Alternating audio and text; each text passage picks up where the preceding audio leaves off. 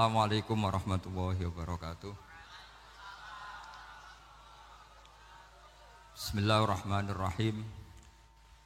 Tabarakalladzi nazzalal furqana ala 'abdihi liyakuna lil 'alamin nadhira.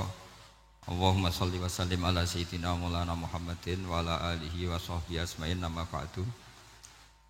Yang sangat kula hormati keluarga besar Raden Asnawi sedanten mawon mulai Gus Hafid bin Ni'am bin Zuhri bin Raden Asnawi sedanten keluarga santri. Niki kudanan nggih niati dudusan nonton mawon. Terus riyen wonten cerita udan niku rahmat. Jadi nak sampean melayu saking udan berarti melayu saking napa? Rahmat. Terus niki cara berpikir niku udan niku rahmat, terus termasuk tobat sing sah niku dawuh Imam Ghazali kon adus nganggo banyu udan sing ceblok langsung. Mergo nak liwat kenteng kadang kentenge iku hasil sumbangan proposal. Terus mun sing langsung mawon, sing liwat plastik mun mboten mandi niku. Mboten mandi niku sing niku mak usama niku. Terus dulu di antara syaratnya tobat niku dawuh Imam Ghazali niku adus udan sing perawan, maksudnya sing asli ceblok saking putih langit niku langsung sampean ombe. Nak tepak nggih tobat, nak mboten tepak nggih lara niku. Mergi asli. Terus kula matur nuwun sanget jenengan hormat teng Raden Asnawi. Beliau sekarang generasi keempat nggih, wonten sing generasi ketiga. Nasab kula kepanggih Raden Asnawi teng Asnawi sepuh. Terus Mbah Raden Asnawi gadah bah namine Abdullah Husnen, terus Ibu Ayu Sofiah niku binti Asnawi sepuh. Kula buyut kula kandung damaran niku Hafsah binti Maksum bin Soleh bin Asnawi sepuh. Kenapa saya cerita zuriyah nggih? Terus satu peradaban. Gini bahasa Indonesia mohon nggih. Kersane gaul. Satu peradaban itu yang bisa bangun itu dzurriyah. Dzurriyah itu komunitas gen. Meskipun nanti komunitas gen itu bisa disadap atau dibajak oleh orang-orang yang tidak gen. Jadi agak ilegal tapi itu sah. Karena sampean bisa misalnya kalah nasab sama saya, misalnya bilang nanti ketemu di Nabi Adam saja Gus gitu. Nanti pasti kita ketemu di siapa? Nabi Adam. Terus kedua, kekalahan nasab itu udah abadi, karena nanti setelah jenengan ditanya di kuburan, bapak kamu siapa? Itu disuruh jawab Nabi siapa? Ibrahim. Terus kekalahan nasab sampean nanti berakhir di kuburan, karena nanti dijawab siapa bapak kamu, disuruh jawab siapa? Nabi Ibrahim. Jadi yang punya bapak Karmen apa itu sudah selesai, sudah nggak dipakai lagi. Nanti pakai siapa? Nabi siapa? Ibrahim. Nah, kenapa saya cerita bahwa nasab gen itu akan disatukan oleh satu visi ilmiah yang objektif. Gini ku dawuh Nabi Yusuf, wattaba'tu millata abai Ibrahim wa Ishaq wa Yaqub. Terus dawuh Nabi Yusuf, maka nalana an nusyrika billahi min syai'. Jadi saya ngikuti leluhur saya. Ini dengerin ya. Saya ngikuti leluhur saya, yaitu Nabi Yakub bin Ishak bin Ibrahim. Leluhur saya itu siapa? Maka nalana an nusyrika billahi min syai', yaitu keluarga besar yang tidak pernah melakukan kemusyrikan. Ya, keluarga besar kami punya tradisi tidak pernah melakukan kemusyrikan. Dan bahkan itu dibahasakan tidak mungkin kita ini melakukan kemusyrikan. Maka nalana itu kira-kira kalau bahasa Indonesia itu kita ini tidak mungkin melakukan kemusyrikan. Nah, kenapa demikian? Itu berangkat dari logika yang permanen. Disebut yusabbitu Allahu alladzina amanu bil qouli tsabiti fil hayatid dunya wa fil akhir. Logika permanen itu begini misalnya. Kita ini kan hidup dari bapak dari ibu, terus sampai Nabi Adam. Kemudian setelah Nabi Adam ini berakhir, Berakhir, kemudian kita mau tidak mau berpikir Nabi Adam itu siapa? Terus diterangkan ternyata Nabi Adam itu satu makhluk hidup yang mulanya dari tanah. Lewat wahyu Allah, lewat titah Allah kun, kemudian jadi manusia yang bernama Adam. Sebelum Adam ada bumi, ada langit, ada cakrawala, macam-macam. Kemudian itu kita rumuskan lagi, asal usulnya adalah tidak ada. Adamiyun makhdun. Akhirnya kita tahu bahwa alam raya ini diwujudkan setelah dari tidak ada. Nah tentu terus kita berpikir, dari tidak ada menjadi ada itu pasti penyebabnya adalah sesuatu yang ada. Nah yang ada itu disebut wajibil wujud. Karena wajibil wujud ini wujud sendiri, nggak ada saingannya. Karena Allahu wala syai'amahu, Allah ada dan tidak ada pesaingnya. Maka kita ini berpikir nggak mungkin ada kekuatan manapun yang menyamai Allah. Sehingga nggak ada Yesus mungkin menyamai Allah, nggak ada Fir'aun, nggak ada Lata, nggak ada Uzza. Makanya disebut maka nalana an nusyrika billahi min syai'. Kita ini tidak mungkin melakukan kemusyrikan. Sama tidak usah tanya saya, Gus, tapi orang menjadi musyrik itu kan mungkin. Jawabannya itu tetap nggak mungkin. Kemusyrikan itu satu teori yang nggak mungkin. Tapi kalau orang musyrik itu mungkin. Memang akan dilibat. Tapi karena kita kenal Raden Asnawi itu dari sisi ilmiah, saya punya banyak kitab beliau. Mungkin saya termasuk pernah dulu yang membawa kitab beliau banyak ke Korea. Saya itu beli pesolatan tuh bukan 1-2 sampai 2 kerdus, 3 kerdus. Itu mulai dulu, mulai saya ngiai sampai sekarang. Tak bawa ke Sragen, ke Solo 3, termasuk tak bawa ke Korea. Jadi mungkin ya ini GR saya ngaji di sini itu barokahnya jualan pesolatan. Tapi bukan jualan yang cari laba enggak, karena tak gratiskan, tapi itu dagang akhirat lah kira-kira gitu. Jadi kalau saya masuk neraka kita ora pantes wong bakul pesolatan kok masuk neraka gitu. Kayak itu enggak pantes itu. Karena saya termasuk orang ya yang cara berpikir itu optimis. Dulu di sini ada orang alim alama namanya Raden Asnawi. Terus kemudian sejarah agak berpolemik, ada yang mengatakan beliau itu muridnya Syekh Nawawi, ada yang mengatakan tidak. Apapun itu yang saya yakini adalah beliau ya saling istifadah lah, saling bermanfaat bagi Syekh Nawawi Banten. Saya punya catatan sejarah banyak tentang Raden Asnawi karena guru-guru kita itu akan ketemu di Syekh Nawawi Banten. Yaitu kita tahu misalnya saya ngaji Mbah Mun ngaji Mbah Zubair misalnya ngaji Syekh Fakih Mas Kumambang, ngaji Mbah Mahfud, terus ngaji Sayyid Abi Bakar Sato, terus ngaji Sayyid Zaini Dahlan. Kalau keluarga sini mungkin misalnya Gus Hafid, Mbah Niam, Mbah Zuhri, terus Raden Asnawi. Raden Asnawi kita tahu nikah dari istri mudanya Syekh Nawawi, yaitu Nyai Hamdana. Saya sering diceritani Mbah Mun, terus Nyai Hamdana punya anak yang namanya Zuhriyah dari Syekh Nawawi. Kemudian setelah dinikahi Raden Asnawi, punya anak namanya Zuhri, Minan, Niam, terus sampai ke Gus Hafid, Hafid bin Niam. Kenapa saya cerita ini? Karena kealiman itu adalah sesuatu yang dibanggakan Allah. Imam Amudi itu ulama ahli matematika. Jadi ada ulama itu ahli matematika. Dia nggak pernah ngajarkan pesolatan, zakat, sholat, tapi dia ngajar matematika. Kemudian dari matematika itu beliau menjadi ahli tauhid. Sehingga nanti Mungkar Nakir itu nggak akan tanya dia marabbuka wa manabuka, karena dia punya rencana. Yang ngajar tauhid itu saya, kata. Jadi kalau dia malaikat akan marabbuka, pangeran kamu itu siapa? Malaikat malah dilawan. Kamu pernah ngajar tauhid? Saya ini guru tauhid. Singkat cerita, saking keramatnya Imam Amudi, kata Allah, ya Amudi, presentasikan ilmu tauhid yang lewat jalur matematika ke semua malaikat saya. Semua malaikat saya tahu cara berpikir matematis. Karena malaikat itu imannya itu iman mauhibah, karena dia malaikat. Ya iman karena tahu neraka, tahu surga, terus dia iman. Kalau kita enggak, kita iman tuh pakai logika, jadi lebih keren. Loh betul.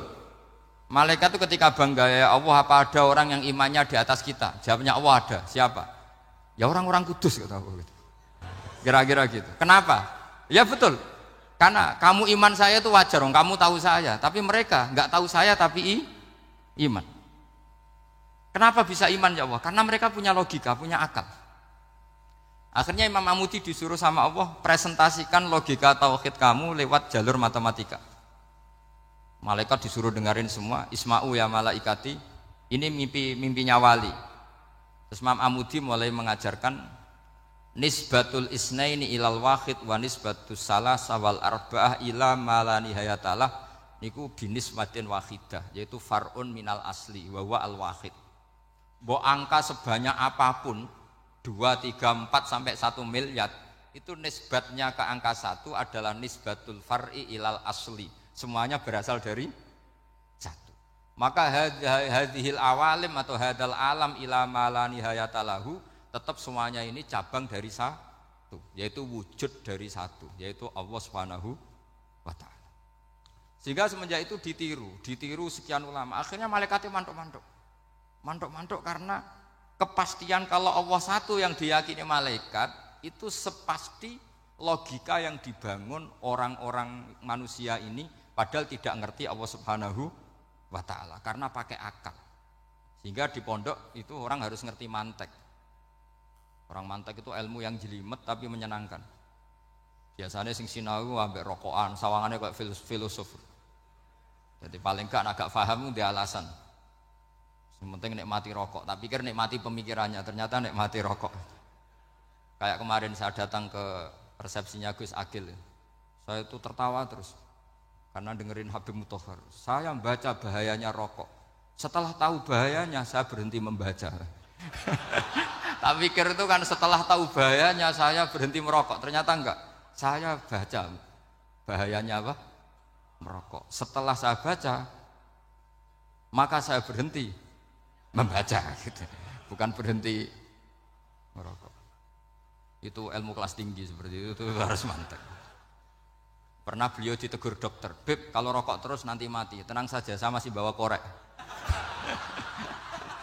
Dikira itu kan orangnya yang mati, ternyata beliau enteng saja. Santai aja dok, saya masih bawa korek.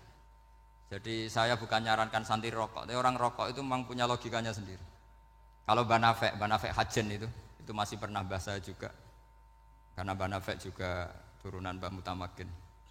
Hak, rokok itu haram tau ora?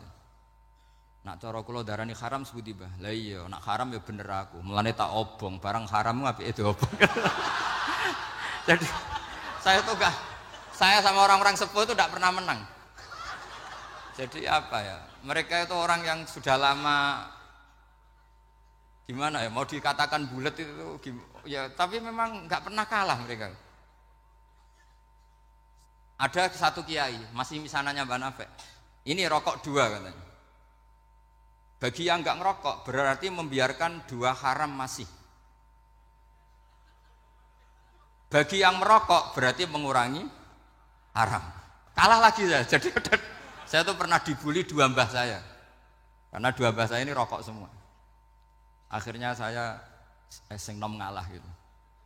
Karena saya enggak mungkin bilang sing waras ngalah karena kalah sepuh gitu. Jadi ya sudah, mau enggak mau harus bilang sing nom kalah. Tapi yang penting itu kita mendengar. Jadi ternyata sepinter-pinternya kita itu mesti kalah pinter sama yang sepuh-sepuh itu. Jadi kalau tahu bahayanya rokok lewat membaca ya harus berhenti merokok. Berhenti membaca katanya. Nah malaikat ini cerita lagi malaikat.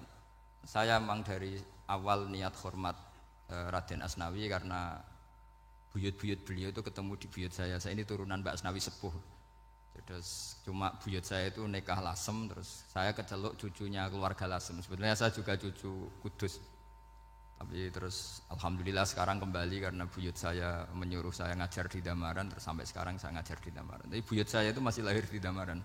Namanya Mbah Hafsah, itu Hamsah binti Maksum bin Soleh bin Asnawi Sepuh. Sama seperti nasab di sini Raden Asnawi, Mbah Abdul Husnan, terus Nyai Ayu Sofiyah, terus Mbah Raden Asnawi. Saya mau cerita, jadi ilmu itu lebih keren kita. Sehingga Rasulullah Shallallahu Alaihi Wasallam pernah ngendikan, saya ini rindu sekali li ikhwani, kata Nabi itu ikhwani. Kata sahabat bilang, alasna ikhwanaka ya Rasulullah, bukankah kita ini saudara kamu, saudara engkau ya Rasulullah? Tidak, antum ashabi, kamu itu sahabat saya. Siapa teman-teman kamu itu ya Rasulullah? Yaitu kaumun yang tidak melihat saya, kemudian iman kepada saya. Jadi mereka seperti kita semua di Kudus ini tidak melihat Rasulullah Shallallahu Alaihi Wasallam, tapi iman sama Nabi. Dan ketika malaikat yubahi bikum malaika, Allah bangga dengan malaikatnya, membanggakan kita. Sampai malaikat itu sentimen, kok bisa ya Allah? Ya karena tadi, kamu iman sama saya wajar, karena kamu melihat surga, melihat neraka, melihat aras. Sementara orang Kudus coba melihat apa? Paling simpang 5, apa simpang 7 itu. Tapi imannya enggak kalah dengan malaikat. Kenapa enggak kalah? Karena tadi kita diajarkan bahwa nisbatul isnaini wassalasah wal arba'ah ila ma la nihayatalaha itu sama-sama nisbatul far'i ilal asli. Tetap yang asli adalah angka 1. Jadi enggak mungkin aslu hadhil asya enggak dari Allah itu. Enggak mungkin, tetap dari zat yang satu. Kemudian tentu ini bukan nisbatul walad ilal walid, anak ke bapak tentu enggak, tapi nisbatul khaliq sama makhluk. Tapi apapun itu pasti satu. Sehingga Imam Amudi akhirnya masuk surga lewat jalur itu, tidak usah lewat pertanyaan man rabbuka wa man nuka. Kelasnya disuruh ngajar malaikat. Saya punya rencana jadi pengajar malaikat nanti itu kan. Jadi orang-orang Kudus yang dapat barokahnya Raden Asnawi nanti jangan mau kalau ditanya man rabbuka wa man nuka. Kelasnya itu harus apa? Jadi gurunya malaikat. Karena bapak kita Nabi Adam itu keren. Nabi Adam itu adalah orang yang disuruh Allah dipresentasikan, dibanggakan Allah di depan para malaikat. Ketika ada malaikat yang agak hasut, tapi itu tidak malaikat papan atas, malaikat yang kebanyakan. Itu kan agak gak terima Nabi Adam jadi apa? Khalifah. Sampai malaikat ini usul ataj'alu fiha ma yufsidu fiha wasfikut. Makanya kalau saya protes sama malaikat itu malaikat yang ini, bukan Jibril sama Israel. Kalau protes Israel bahaya. Bisa dihabisin. Saya pernah ditanya seorang kiai, Gus jenengan gojlok malaikat kok berani? Ya karena malaikat yang jenis ini pernah gojlok Nabi siapa? Adam. Enggak percaya kalau Nabi Adam itu layak mimpin sampai protes ataj'alu fiha may yufsidu fiha wasfikut dima. Tapi apa yang terjadi? Allah mengajarkan satu ilmu di Nabi Adam kemudian disuruh meresentasikan. Qala ya Adamu ambihum bi asmaihim. Adam, coba kamu presentasikan ilmu kamu. Setelah Nabi Adam fasih mempresentasikan ilmu, kata Allah, kamu bisa enggak sepinter Nabi Adam? Enggak bisa ya Allah. Makanya sudah saya bilang ini a'lamu malah. Saya lebih tahu siapa yang layak mimpin. Jadi layak mimpin itu pertama harus kuwatul ilm. Ilmunya itu harus kuat. Nanti saya akan cerita hubungannya Raden Asnawi dengan Syekh Nawawi. Apa itu hubungan teman, apa murid guru, itu memang masih jadi polemik sampai sekarang. Kalau saya ya keyakinan saling istifadah. Ini bahasa netral, tidak murid guru tapi saling apa? Istifadah. Kata Syekh Nawawi dalam tafsir Munir itu, ilmu itu nomor 1. Sehingga beliau setiap ada ayat fa inna hizballahi humul ghalibun, beliau pasti menafsiri bil hujjah wal barohin la bis saulah. Saya masih ingat betul takbirnya, memang saya hafalkan. Tapi bukan untuk modal pidato mboten, modal sebagai wong alim. Kalau pidato gampang. Pidato itu semua orang bisa. Kalau jadi orang alim itu tidak gampang. Lebih susah lagi wong alim berpidato. Itu kalau nggak pernah mbah saya tidak mau. Karena memang saya terkenal nggak suka pidato. 1 memang nggak bisa. Nomor 2 tidak ingin. Nomor 3 ya rugi. Karena pidato itu nasib-nasiban itu. Kalau nasib baik kamu tidak paham itu, wah Gus Ba ilmunya tinggi sehingga kita tidak paham itu kalau nasib baik. Kalau nasibnya ada baik, nak ngendikan bulat sama paham, itu tepak-tepakan. Dan Syekh Nawawi itu benar, Raden Asnawi juga benar, semua guru-guru kita benar. Karena agama ini sebetulnya bukan masalah negara, tapi masalah logika yang sehat. Uni Soviet itu pernah mengkooptasi Uzbek, Ceknya, Tajikistan, itu 100 tahun. Orang dipaksa ateis. Tapi orang-orang Uzbek, saya sering ketemu ulama Uzbek, kadang ketemu di Korea, kadang di Malaysia. Orang-orang Uzbek itu punya basement di bawah tanah. Kemudian di bawah tanah ini mereka ngajarkan tauhid. Ngajarkannya ya gampang, misalnya ini sesuatu yang ada, iya ini. Ini ada penciptanya enggak? Ya ada. Siapa? Tukang katanya. Yang penting itu enggak ada logika bahwa sesuatu yang ada disebabkan oleh ketiadaan. Lah orang komunis, orang ateis itu orang yang mengatakan alam ini didahului oleh nihilisme, oleh adamiyah. Masuk akal enggak sesuatu yang ada, penciptanya sesuatu yang tidak ada.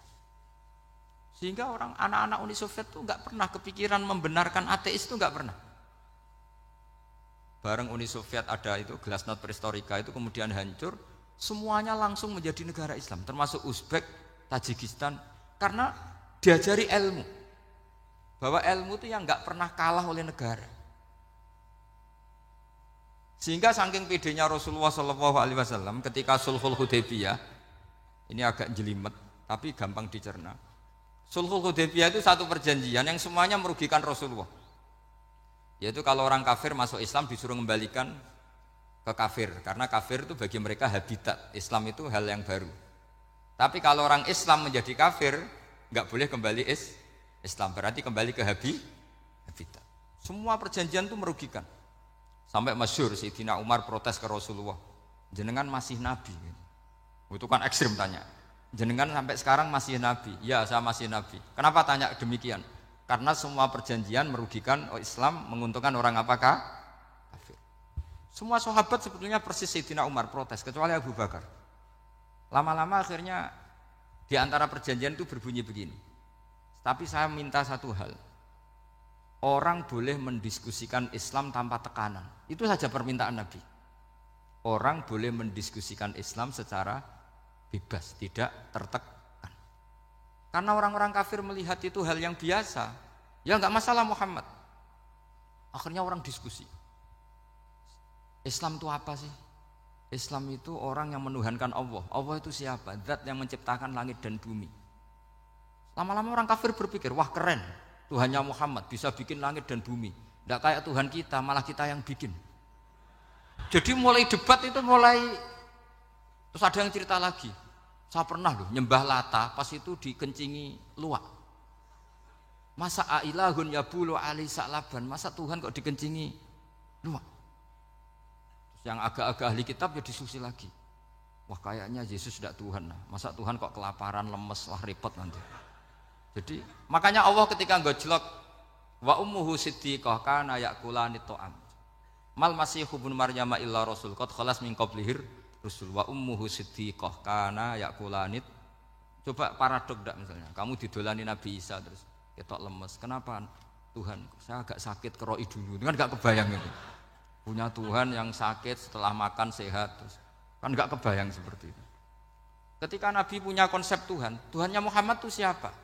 Yaitu zat yang la awwalalah, zat yang pertama. Lalu Tuhan itu siapa? Tuhan itu yang menciptakan langit bumi. Tuhan itu siapa? Yang memulai segalanya. Lama-lama mereka berpikir, wah kalau gitu yang benar itu Islam. Maka kata Imam Zuhri, Syihabuddin Az-Zuhri, famaka nafathun fil islami a'zoma min sulhil Hudaybiyah. Innamaka nasu yatafaduluna fil hadis wal munaza'ah. Semua teks riwayat itu ada kata wal munaza'ah. Orang bebas ngomong dan berdebat. Munaza'ah itu berdebat. Terus akhirnya falam yatakallam ahadun bil islami yaqilu syai'an illa dakhala fihi. Kemudian setelah berdebat dan mereka tahu Islam pasti akhirnya masuk. Dan itu yang sekarang terjadi di dunia. Makanya saya pernah ditanya seorang profesor, Gus, kalau di Jogja ada sekolah perbandingan agama menurut Anda gimana? Asal itu tentang agama enggak apa-apa. Tapi kalau yang dibandingkan umat Islam itu jangan. Karena nanti kalau di Indonesia kira-kira yang copet itu ditanya agamanya juga Islam, yang koruptor juga Islam. Jadi kalau yang dikaji Islamnya enggak apa-apa, tapi orangnya jangan kata saya. Karena yang bulat ya banyak, yang enggak sholat ya banyak. Tapi kalau Islamnya saja, misalnya adu konsep tentang Tuhan. Masyhur kita mungkin banyak yang melihat itu debatnya Stanley Fischer sama Ahmad Didat itu. Tuhan kamu siapa ini itu sama Didat.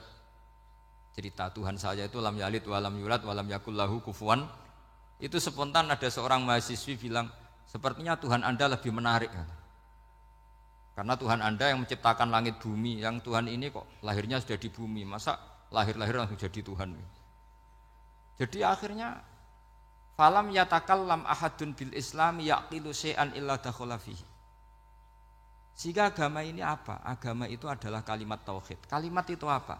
Logika yang terbangun. Nah, ketika logika itu terbangun maka disebut yusabbitu Allahu alladzina amanu bil qaulis tsabit fil hayatid dunya wa fil akhirah.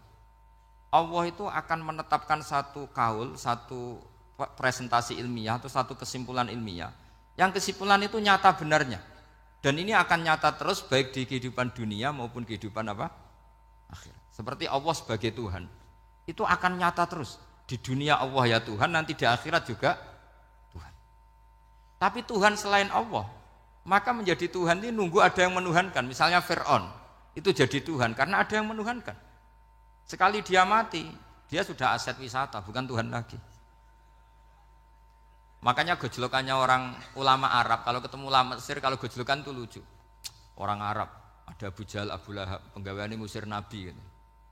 Itu gejolokannya ulama Mesir. Kata ulama Arab, kamu gayanya benci Fir'aun, tapi rizki kamu dari wisata melihat Fir'aun katanya. Itu gejolokannya ulama Arab sama ulama Mesir. Sehingga agama ini mengajarkan apa? Satu kalimat. Makanya kamu harus belajar mantek. Dulu Raden Asnawi ya pengajar mantek. Dulu buyut saya di sini Mbah Fauzan, abahnya Mbah Pah itu, mbahnya itu juga pengajar mantek. Karena di antara yang diceritakan Allah itu wa ja'alaha kalimatam baqiyatan fi aqibih. Tugas utama Nabi Ibrahim adalah menjadikan satu logika. Kalimah itu logika. Itu menjadi logika yang abadi, baqiyah itu abadi. Fi aqibih di anak turunnya Nabi Ibrahim. Misalnya begini, saya beri contoh ya. Misalnya saya mengatakan teh ini hitam, itu menjadi kalimah karena diucapkan, tapi tidak menunjuk hakikat karena tehnya berwarna apa? Kuning. Sehingga Quran kalau menyalahkan orang kafir itu ngendikannya kaburas kalimatan takhruju min afwahihim. Omongannya orang kafir itu menjadi kalimat karena diucapkan dari mulutnya. Kenapa menjadi kalimat? Karena diucapkan tapi tidak menunjuk hakikat. Seperti orang mengatakan 2 ditambah 2 itu 10. Itu kalimat, tapi kalimat yang salah. Karena tidak menunjuk hakikat. Seperti orang kafir mengatakan Tuhan itu 3. Itu kalimat karena diucapkan, tapi tidak menunjuk hakikat. Tapi ketika seseorang mengatakan Allah itu Tuhan, Tuhan itu satu, itu disebut kalimatu haqqin 'alaiha nahya wa 'alaiha namut. Temriki tahlilane wa 'alaiha napa wa biha. Wa 'alaiha napa wa biha. Waliha ya ada yang tahlilan wabiyah itu nggak tahu sanatnya dari mana, pokoknya ada yang waliha ada yang biha. Kenapa dikatakan kalimat tauhid? Karena kalimat yang dari kesimpulan berpikir. Dan agama ini dibawa Nabi Ibrahim itu untuk membawa kalimat tauhid. Ciri utama kalimat tadi, kamu yakin seyakin-yakinnya bahwa nisbatul snaini wassalasah wal arba'ah ila ma la nihayatalaha itu kanis batisnain ilal wahid, yaitu semuanya far'un minal asli. Aslinya adalah wahid. Sehingga di kitab, saya pernah ngaji Mbah Mun, namanya kitab Al-Husunul Hamidiyah. Itu dikarang oleh ulama-ulama sekarang, itu diajarkan di MGS. Ini mbah-mbahnya Gus Akil pendirinya madrasah MGS. Itu ada gambarnya di situ. Di situ ada gambar piramida, ada gambar hewan, ada gambar pohon. Kata yang ngarang, gambar sedetail ini, sejelimet ini dimulai dari nuqtah wahidah, tetap dimulai dari satu titik. Dan ini disebut nuqtatil wujud. Jadi orang kudus sebanyak ini tetap dimulai dari satu orang, yaitu Adam. Adam dimulai dari ketiadaan. Lalu siapa al-mujid? Pewujudnya siapa? Hanya Allah Subhanahu wa ta'ala.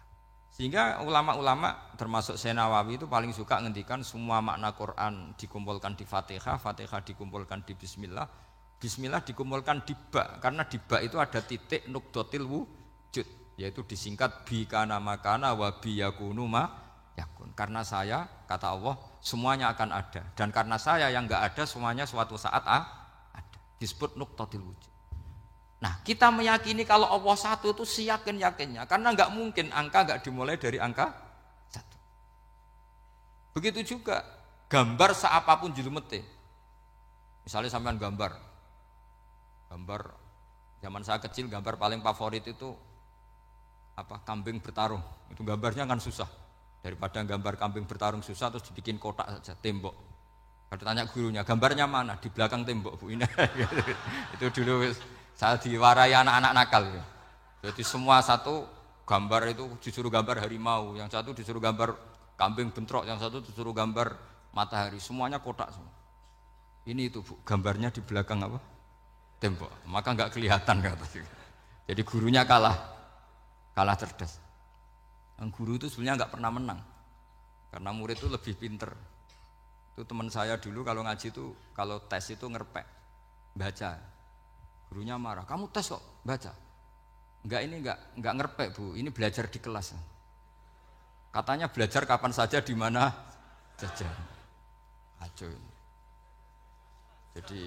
Jadi apa ya, orang itu kadang yang salah itu lebih masuk akal kadang-kadang ini.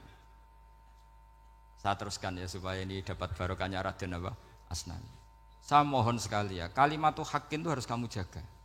Caranya jaga ya tadi. Kalau kamu tidak bisa ilmu mantek, misalnya al-alam mutaghayyir wa kullu mutaghayyir hadis la budda min muhdits, itu kenjelimetan. Pakai saja teori umum bahwa gambar apapun jelimetnya itu dimulai dari satu titik. Karena nggak bisa, nggak dimulai dari satu titik tidak bisa. Maka alam apapun jumlahnya nggak terhingga tetap dimulai dari al-wahidul qahar, yaitu satu titik. Yaitu dalam konteks tauhid tentu itu Allah Subhanahu wa taala. Sehingga Nabi Ibrahim itu orang paling sukses bikin waja'alaha kalimatam baqiyatan fi aqibi. Terus Nabi Muhammad begitu, sahabat gitu, sampai kita sekarang diajari ilmu mantek. Ilmu mantek itu logika yang enggak terbantahkan. Karena mau tidak mau. Kata Imam Syafi'i, fa innal uqula muttarratun ila qabulil haq, karena akal akan dipaksa menerima kebenaran. Dan itu yang terjadi di Uni Soviet. Dikoptasi 100 tahun untuk berfaham ateis, dilawan oleh ilmu, tetap menanamkan ilmu tauhid, ilmu mantek. Ketika Uni Soviet secara politik runtuh, semuanya menjadi muslim, termasuk negara-negara yang dulu dikoptasi. Maka kamu tidak usah kecil hati di Indonesia, apapun rusaknya negara ini, asal kita cara bertauhid benar, insya Allah tetap meninggal husnul khotimah. Karena sudah janjinya Allah, yusabbitu walladzina amanu bil qaulits tsabit. Sing jelas itu nomor satu itu al qaulits tsabit. Memang itu logika yang masuk akal. Jadi jangan kira semua orang ditanya marabbuka, enggak. Banyak ulama yang enggak ditanya. Masyhur itu dalam cerita keramat-keramat. Ada guru tauhid ngajarin tauhid. Setelah ditanya mungkar nakir, Imam Malik datang. Kamu nanya ini, man rabbuka man nabiyuka, kamu tahu ini guru Umul Barohin yang tukang ngaji tauhid. Guru tauhid kok ditanya apa? Tauhid. Malaikatnya enggak jadi tanya. Dan saya percaya cerita-cerita seperti itu karena secara umum itu ala inna auliya Allahi la khaufun alaihim wa lahum yahzanun lahumul busyra fil hayatid dunya wa fil akhirah. Artinya kalau wali itu kok ditanya mungkar nakir berarti ngalami ketakutan. Karena di situ kan digambarkan mungkar nakir itu sewangar, bawa godam. Kalau yang tanya nggak bisa dipukul sampai ajur sak walang-walang. Pokoknya ceritanya kan seru seperti itu. Udah itu kalau betul begitu terus ayat la khaufun alaihim wa lahum yahzanun kayak apa? Makanya dalam kitab Nasoihul Ibad itu ada cerita ini. Sampean boleh nggak sependapat dengan saya, tapi semoga nasib sampean nanti digebuki malaikat. Karena orang itu akan mengalami seperti yang dirasakan. Ana indadzoni abdibi. Saya tidak bayangkan akan mengalami itu. Makanya saya ini ngajar tauhid terus. Paling tidak kalau ditanya marabbuka manabuka, sampean tahu profesi saya. Saya ini pengajar tauhid. Dan biji saya 9. Dulu saya di MGS, kalau ada teman bijinya tauhid kok 4, terus gak ahli swarga, tauhidnya jeblok. Jadi kalau bijinya 4 terus gak ahli swarga, tauhidnya apa? Jeblok. Tapi yang bijinya 9, ahli swarga, tauhidnya itu. Saya dulu bijinya 9. Terus 9 terus sampai tamat. Karena gak ada biji 10. Karena kalau 10 itu kan terlalu sempurna, gak baik lah manusia kok sempurna gitu. Jadi sudah 9 aja kan gitu. Tapi sebetulnya pantasnya ya dapat 10. Mergo saake, mergo tenan enggak tahu saya. Di Nasoihul Ibad itu ada cerita gini dan saya percaya itu. Di sarahnya itu. Juga di sarah apa itu yang di sarah Syekh Nawawi itu. Pokoknya saya kalau ingat Raden Asnawi pasti ingat Syekh Nawawi. Saya tidak memastikan apa murid guru apa saling istifadah, yang jelas itu teman dekat, teman fil ilm. Sayyidina Ali itu pernah minta kasaf sama Allah. Saya percaya tidak semua orang ngalami marabbuka ditanya itu. Ya Allah, saya minta kasaf itu ngerti alam gaib. ingin tahu Umar. Jadi diam-diam Sayyidina Ali itu ya mangkal sama Sayyidina. Wong kok kerase ngono. Angger wong kok tahu disentak, jajal wani nyentak malaikat ora itu kata Sayyidina. Jadi dia minta kasaf karena kenangannya dia melihat Umar itu semua orang pernah disentak sama Sayyidina Umar itu. Maka Sayyidina Ali minta kasaf, ya Allah saya ingin melihat Umar menghadapi Mungkar Nakir. Masih garangkah apa enggak? Itu dah itu minta kasaf. Pas kasaf beliau bangun dari kubur duduk. Dilihat sama Sayyidina Ali ini ngalami kasaf. Sama ndak usah tanya. Ndak wali kok tanya. Ya sudah pokoknya percaya aja. Akhirnya malaikat Mungkar Nakir datang. Itu di situ digambarkan matanya itu kalkidril mughalla kayak apa itu panci yang dibakar. Wah, wow, seru. Seneng Sayyidina Ali. Baru ini kamu akan takut gitu. Tapi ternyata enggak. Umar bangkit disewentak orang tua itu. Kamu tahu menghadapi siapa? Yang sopan. Oh, ada sontak.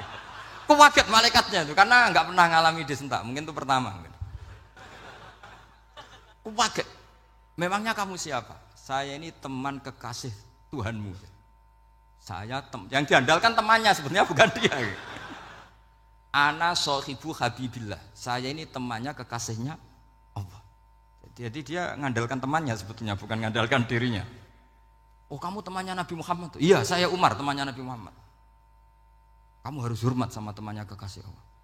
Wah terus semulai itu. Akhirnya matur Allah. Ya Allah. Apakah prosedur seperti ini bisa dinego? Terus sama Allah, oh iya katanya, kamu kalau menghadapi kekasih saya ya jangan seperti itu katanya. Semenjak itu beliau sopan santun dua Mungkar Nakir katanya. Jadi ini berita gembira. Jadi sebetulnya itu enggak. Tapi kita ini kan enggak punya nyali nyentak Mungkar Nakir. Semoga dengan gelar kita doktor tafsir, doktor tauhid gitu. Atau paling enggak guru kutsiyah tauhid gitu. Atau siswa terbaik dalam materi tauhid itu harus kamu bawa status. Jadi sehingga nanti ini saya ranking 1 tauhid masa masih ditanya marbuka waman nabiuka. Dan itu menurut saya sah. Sampean enggak usah protes takbirin iki, susah usah takbiran. Pokoknya takbire adalah wali-wali itu la khaufun alaihim walahum ya mereka tidak akan mengalami ketakutan baik kehidupan dunia maupun kehidupan akhirat. Bahkan para malaikat itu mengatakan ke wali-wali nahnu auliyaukum fil hayatid dunya wa fil akhirah. Kita ini teman kamu, saudara kamu, mitra kamu. Masa mitra kok nutui itu kan enggak fair. Dan menurut saya paling efektif itu apa? Kamu harus punya rumus tauhid kayak Imam Amudi menemukan Tuhan. Imam Amudi itu menemukan Allah itu lewat ilmu matematika. Dan itu Allah saking senengnya disuruh ngajari para malaikat. Waya malaikati isma'u. Kamu harus mendengar, ini orang alim saya yang ahli matematika. Tapi justru itu ngerti bahwa asal usul alam itu minal wahidil qahar. Dari zat yang satu. Akhirnya Imam Amudi mulai ngajar tuh. Nisbatus naini wassalah sawal arba'ah ila mana nihayatalaha iku kabeh iku far'ul wahid. Akhirnya malaikat mantuk-mantuk. Iman seperti itu akan setingkat keyakinannya dan keakurasiannya sama dengan imannya para malaikat. Makanya Nabi ngendikan tu baliman amanabi walam yaroni. Sebagian riwayat disebut sab amarot. Nabi ngendikan sampai 7 kali. Benar-benar keren orang yang tidak melihat saya kemudian iman kepada apa yang bisa menemukan itu? Hanya akal. Misalnya contoh paling gampang ya yang dialami para ulama. Ya saya ulang lagi yang dialami para ulama ketika menemukan ilmu ya yang menjadikan mereka mahabbah Rasulullah Shallallahu Alaihi Wasallam.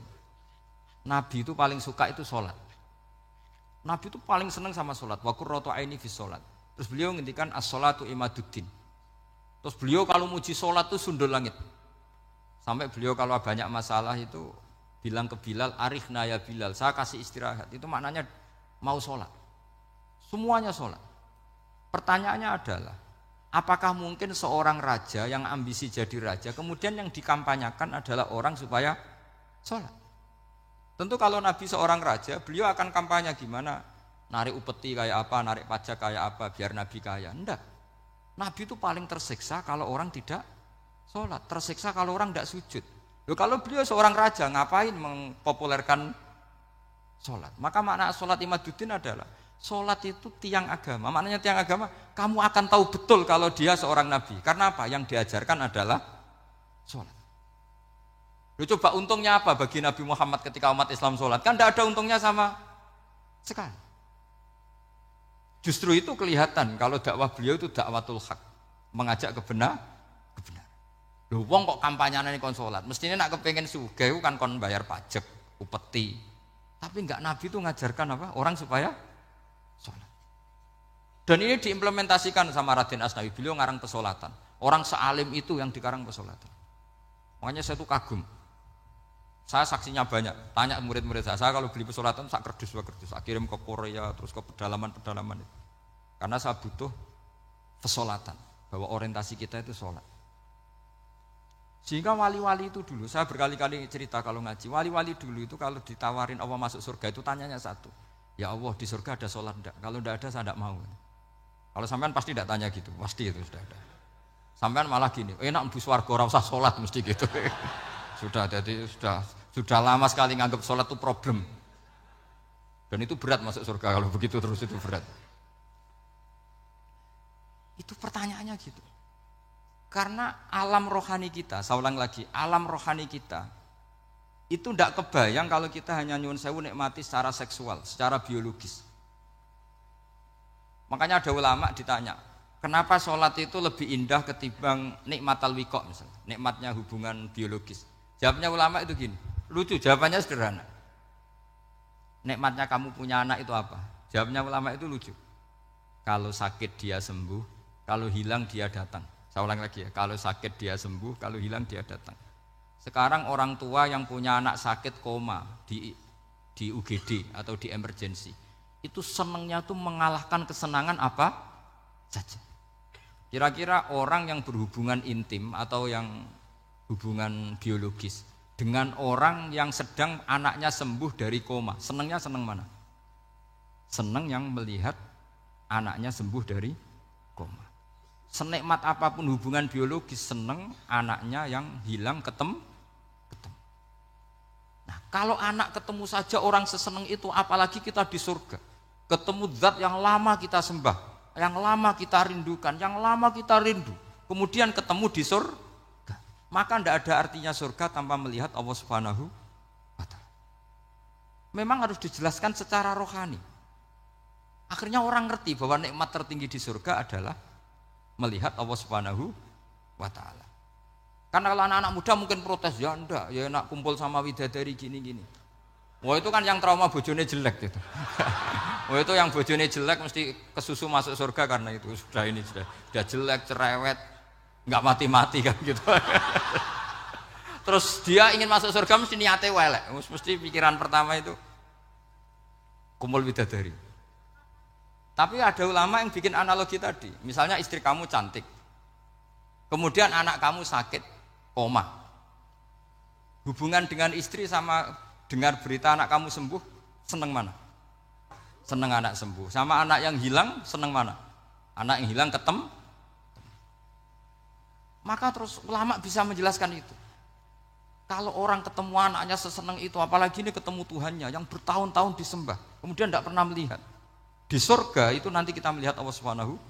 Makanya Allah begitu bangganya mempromosikan surga. Surga itu apa? Surga itu wujuhu yauma idzin nadhirah ila rabbiha nadhirah, yaitu wajah-wajah berseri-seri dan melihat Allah. Itu tanpa dijelaskan seperti ini Anda akan janggal, enaknya di mana?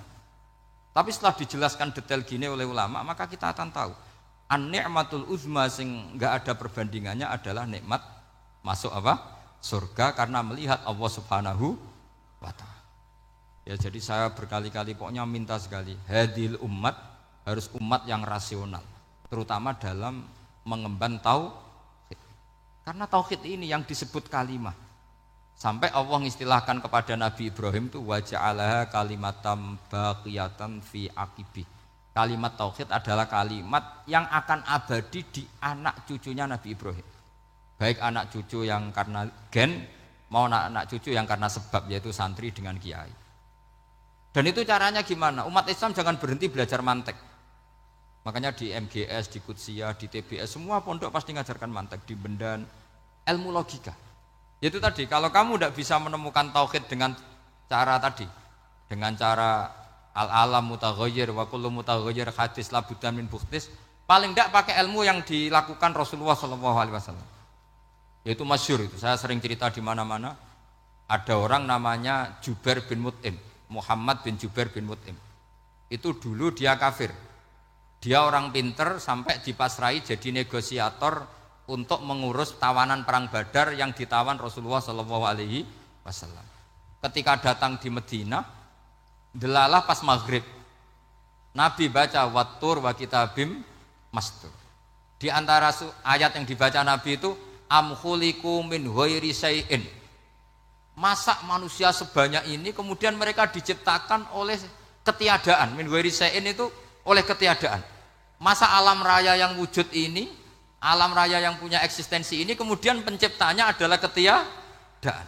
Padahal wal adamu la yakhluqu wa la yu'assiru wa la kadza wa kadza. Tentu sesuatu yang tidak ada itu tidak bisa dikatakan sebagai pencipta. Wong nggak ada, jadi faktor saja nggak mungkin apalagi jadi pencipta. Itu Nabi habis sholat langsung beliau sungkeman, ya Muhammad, saat ini juga saya iman.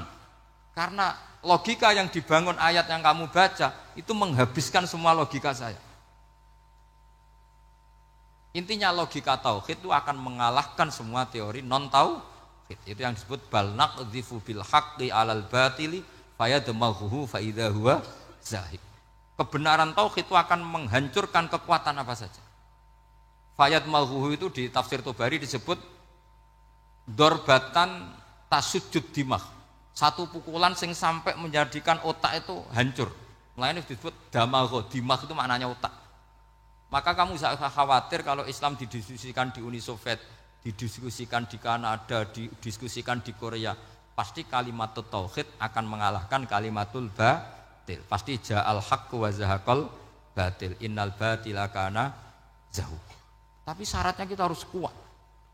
Makanya saya ini senang sekali yang namanya ngaji itu saya senang. Karena saya tadi bercita-cita ingin jadi dosen setelah mati. Karena di dunia sudah tidak jadi apa? Dosen. Saya ingin seperti Imam Amudi. Pertama ketemu Allah, beliau disuruh ngajar malaikat tentang ilmu apa? Matematika yang mengarah ke tauhid. Jadi diajarkan. Kamu tahu angka 2, angka 3, angka 4, semuanya bersumber dari angka 1. Berarti semuanya berawal dari 1. Enggak tahu setelah itu malaikatnya dites lagi apa enggak tahu. Pokoknya pas itu malaikat ya paham semua. Oke. Kayak apa hebatnya umat Rasulullah Shallallahu alaihi wasallam? Karena akalnya kuat. Sehingga kita harus kuat. Sehingga kalimat yang benar disebut kalimatu haqqin 'alaiha nahya wa 'alaiha. Nah, kalimat yang salah disebut kaburat kalimatan takhruju min afwahim. Kalimat menjadi kalimat karena diucapkan. Tapi tidak menunjuk hakikat. Kayak ini misalnya, ini tutup ini putih, terus saya katakan hitam. Berarti saya mengatakan ini hitam sebagai kata-kata karena diucapkan, tapi tidak pernah menjadi hakikat karena hakikatnya ini putih. Itu hebatnya Quran. Makanya Quran kalau gue jelek orang kafir itu, gue jelek orang kafir itu sebut apa? Kaburat kalimatan takhruju min afwahim. Tapi untuk kalimat tauhid dikatakan apa? Yusabbitu walladzina amanu bil qaulits tsabit fil hayatid dunya wa fil akhirah. Sebagian disebutkan wa ja'alaha kalimatam baqiyah. Kenapa kalimat tauhid itu kalimat yang abadi? Karena Allah sebagai Tuhan di dunia juga sebagai Tuhan di akhirat dan selalu Tuhan pada masa yang tidak terbatas. Itu disebut wa ja'alaha kalimatam baqiyah. Kemudian umatnya Nabi mengganti kalimat yang gampang. Allah punya sifat baqo, punya sifat akhir. Maksudnya akhir itu la akhiralah. Terus semuanya. Yang paham ya alhamdulillah, yang enggak paham dikon ngapal wujud kidam baqo mukhalafatul khawadisi qiyamuhu binafsi wahdaniyat kudrat iroda. Wes paham. Lah kok sing rada alim terus roh bedane iki sifat ma'ani iki maknawiyah. Cara Mu'tazilah ngene, cara ahli sunnah ngene. Wah itu sudah kejlimetan bocah. Sementing pokoknya wujud kidam. Nah, kenapa yang pertama yang disebut wujud? Karena yang membedakan kita dengan paham ateisme itu ya sifat wujud. Yaitu mereka mengatakan alam raya ini dimulai dari ketiadaan. Wah itu akal mana saja itu nggak bisa nerima, masa ketiadaan menciptakan sesuatu yang ada. Maka kata Ibnu Hajar al-Asqalani ketika mentafsirkan mensarai hadis salasun mangkunna fihi wajata halawatal iman. 3 hal ini kalau kamu paham maka menemukan manisnya iman. Manis itu enak. Terus kata Ibnu Hajar Al-Asqalani, saya masih ingat betul dalam sarahnya Fathul Bari, wa yusamma inda ahlil aql, misalnya al-iltizat al-aqli. Agama ini mengajarkan kenyamanan cara berpikir. Coba kalau sampean seorang doktor atau seorang profesor atau seorang pinter, kemudian kamu dipaksa mengimani bahwa alam ini diciptakan oleh ketiadaan, itu bisa tidur gak? Oh, tidak bisa tidur. Sampean misalnya orang pinter, dididik di kampus atau dididik di pondok, alam ini yang wujud, yang menciptakan itu sesuatu yang tidak wujud. Kamu bisa tidur gak kira-kira? Ini guru apa? Ini sarap ini. Mosok hadhil maujudat khalaqahal adam, sesuatu yang wujud diciptakan ketiadaan. Tapi agama ini membawa sesuatu yang menyenangkan untuk akal, yaitu hadhil maujudat khalaqaha wajibul wujud. Maujudat yang wujud ini diciptakan super maujud, yaitu oleh bahasa pondok disebut wajibul wujud. Kan terus seneng, wajar dong kalau sesuatu yang ada diciptakan oleh yang ada. Nah, tentu ada pencipta, terus ada super, disebut wajibul wujud. Kan terus enak. Nah, itu kata Ibnu Hajar Al-Asqalani disebut wajadah halawatal iman. Sehingga kita tidak usah khawatir. Makanya saya itu termasuk orang yang nggak khawatir. Apapun rusaknya dunia ini, kacaunya dunia ini, akan kalah dengan kalimatut tauhid. Karena kalimat ini ketemu apa saja pasti menghancurkan. Yaitu disebut bal naqdhifu bil haqqi 'alal batil fayadmaghuhu fa idza huwa zahid. Kalimat hak ini akan menabrak apa saja. Dan yang ditabrak pasti hancur. Makanya sampai tidak usah khawatir misalnya ada negara ateis di Cina, di Korea. Kita yakin asal yang diteliti itu agama Islam pasti menang. Nah, yang susah kalau yang diteliti orang Islam, itu susah. Karena yang copet kadang-kadang ya umat. Apalagi di negara yang mayoritas muslim, nanti copetnya, premannya, koruptornya semuanya beragama Islam. Makanya kita hanya punya pilihan dua itu, umat Islam dan Islam yang kumat itu dok. Kalau tidak umat Islam ya Islam yang kumat. Tapi kalau kalimat tauhid itu kalimat yang aman, tak jamin. Tak jamin 100%. Sehingga saya itu kalau ditanya profesor Pak Bahak, kalau suatu saat Indonesia jadi negara yang sangat terbuka, kemudian ada sekolah perbandingan agama, menurut Anda prospek Islam gimana? Saya jawab asal yang dikaji Islamnya bukan orangnya, pasti Islam tetap prospek. Asal yang dikaji apa? Islamnya bukan orangnya. Kalau orangnya ya Masya Allah. Itu tadi kalau tidak umat Islam ya Islam yang umat. Ya ngoten mawon supaya niki mungkin untuk barokah napa? Raden Asnawi untuk barokah ngaji kalimat tauhid. Terus sampean kudanan iki kula mboten sakake, tak anggap untuk rahmat ngoten mawon nggih. Terus karena tadi di antara syaratnya tobat kata Imam Ghazali itu pernah kena air hujan langsung turun dari langit. Ya itu jelas itu di Ikhya itu karena ahalul halal adalah alma an-nazil minas sama. Halalnya barang paling halal adalah air yang pertama turun dari langit. Tapi kalau yang sudah lewat pecine sampean tuh masalah ini. Kadang pecinya kan temannya gasap macam-macam itu. Atau beli lewat nyentak orang tua, ya masalah lah. Tapi ya lebih baik yang pakai peci timbang yang enggak, lebih sopan gitu kan. Tapi yang enggak pakai peci ya enggak apa-apa karena langsung kena apa? Kena apa? Hujan. Jadi pokoknya yang ingat-ingat ya, yusabbitu walladzina amanu bil qaulil tsabit. Assalamualaikum warahmatullahi wabarakatuh.